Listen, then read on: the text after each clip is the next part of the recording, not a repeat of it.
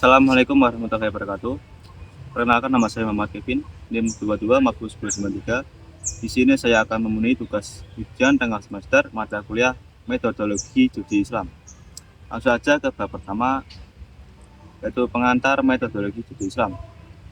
Metodologi sendiri mempunyai arti ilmu yang mempelajari tentang metode-metode yang digunakan untuk mengkaji atau penelitian. Tentunya arti dan lingkup dari studi Islam.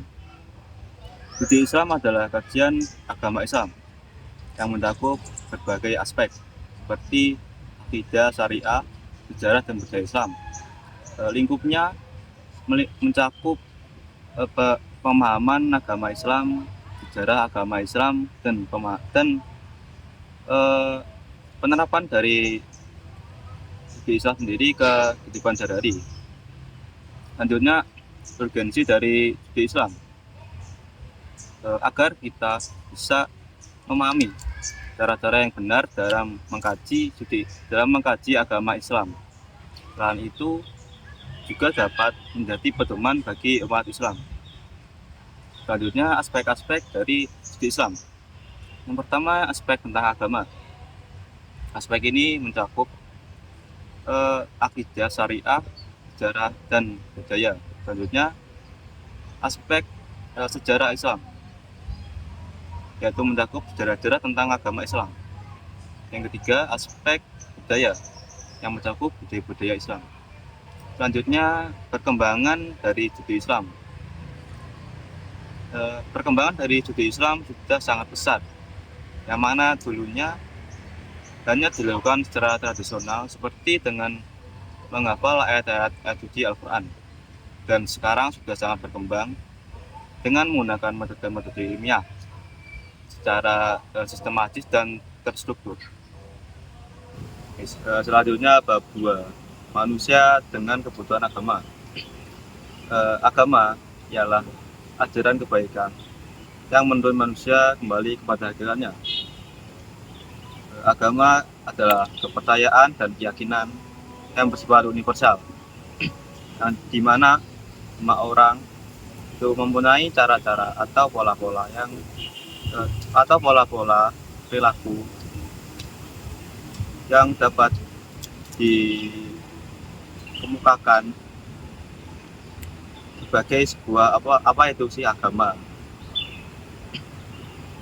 seperti tipe-tipe simbol, citra, kepercayaan, dan lain-lain yang spesifik. Perkembangan dari agama mengikuti akal, pikiran, dan budidaya manusia. Jika pikiran manusia itu maju bisa memikirkan agama, maka agama tersebut juga akan mengikuti pikiran manusia yang maju tersebut. Agama juga sebagai institusi percaya dan keyakinan. Manusia juga sangat membutuhkan agama tersebut. Dengan adanya agama, manusia dapat menjadi kepribadian yang lebih baik, sehingga agama juga mengatur kepribadian seseorang tersebut, yang mana jika dulunya itu kelakuannya itu kayak buruk gitu, akan diubah menjadi lebih baik, ya kurang lebih seperti itu. Selanjutnya, fungsi dari agama tersebut juga sebagai agar manusia tersebut paham apa yang dilakukan dia di dunia dan di akhirat. Agama juga bisa memberikan perlindungan baik di dunia maupun di akhirat. Agama juga sebagai pedoman hidup manusia. Manusia juga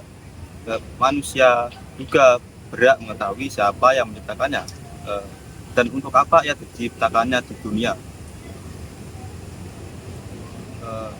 Dan agama tersebut bisa memberitahukan apa sih tujuan tersebut dan pertanyaan-pertanyaan lainnya yang tidak diketahui oleh manusia tersebut. Yes. Untuk yang bab ketiga ini tentang Islam dan tiga agama. Agama Islam itu bersumber dari wahyu Allah Subhanahu wa taala yang diturunkan melalui Nabi Muhammad SAW dan disebarluaskan kepada umatnya. Islam ini bersifat universalisme atau universal yang dimana itu menyeluruh dan mencakup segala aspek. Dan Islam ini sebagai jalan tengah karena yaitu mencakup segala aspek baik sebagai ibadah maupun di kehidupan sosialisme.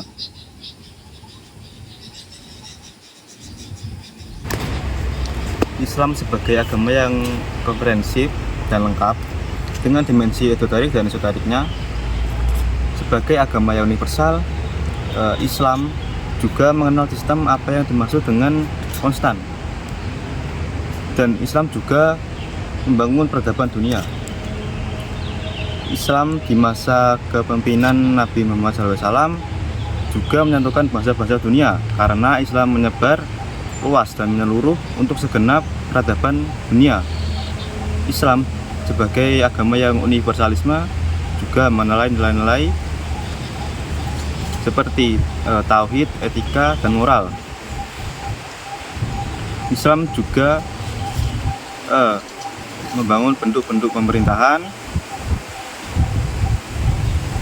politik, sosial, dan ekonomi, etika kerja, pendidikan, dan intelektualisme, dan lain sebagainya. Untuk bab yang keempat ini tentang model penelitian agama, ialah sebuah bidang akademik yang ditujukan untuk penelitian, keyakinan, perilaku, dan institusi agama.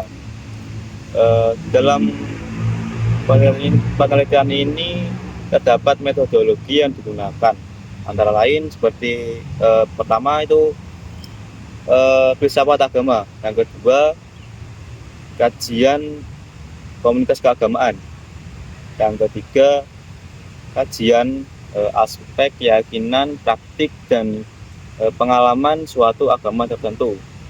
Yang keempat, kajian kuantitatif. Yang kelima, kajian kualitatif.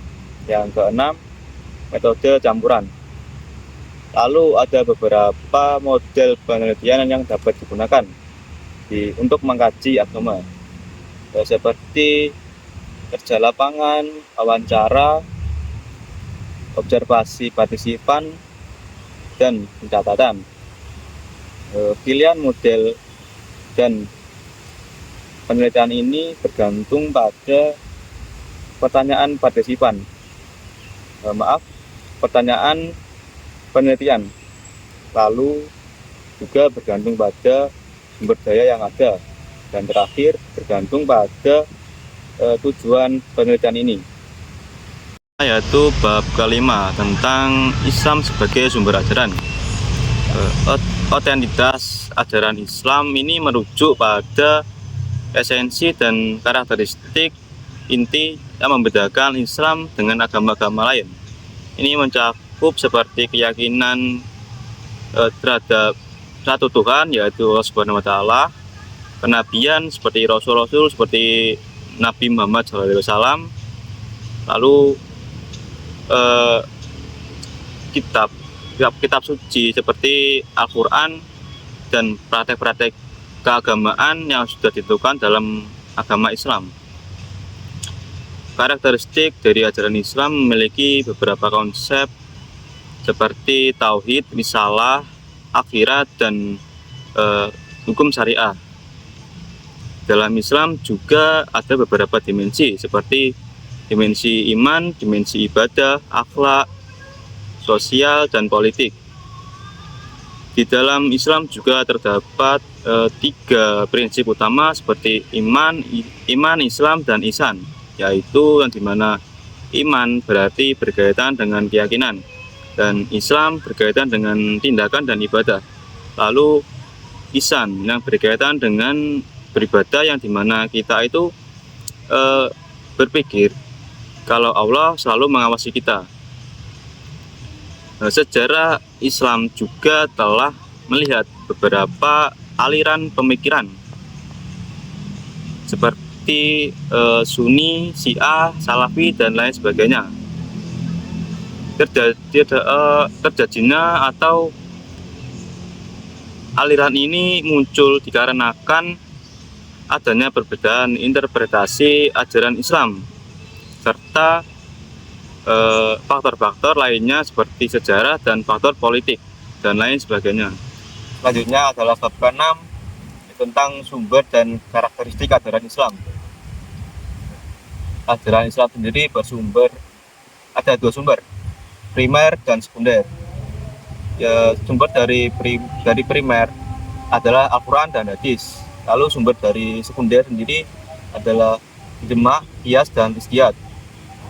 Lalu sifat dasar dari ajaran Islam sendiri ada beberapa sifat dasar seperti tauhid, risalah, lalu ada akhirat, adil, dan rahmatan lil alamin. Lalu karakter Islam antara normatif dan historis. Normatif sendiri adalah ajaran Islam yang secara universal dan abadi, seperti kayak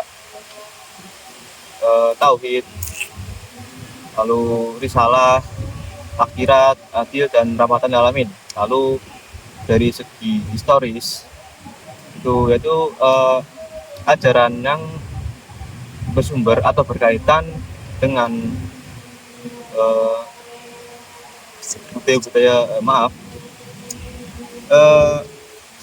sejarah dan budaya Islam,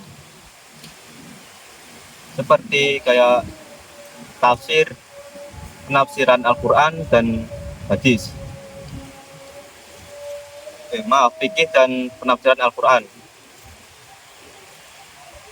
Lalu wacana dan pembaruan Islam, ajaran Islam. Wacana pembaruan ajaran Islam sendiri bertujuan untuk agar ajaran Islam sendiri lebih relevan dengan perkembangan zaman saat ini, dengan cara seperti penafsiran ajaran Islam secara kontekstual dan holistik. Bisa juga ajaran ini memunculkan pemikiran baru yang mempunyai nilai-nilai Islam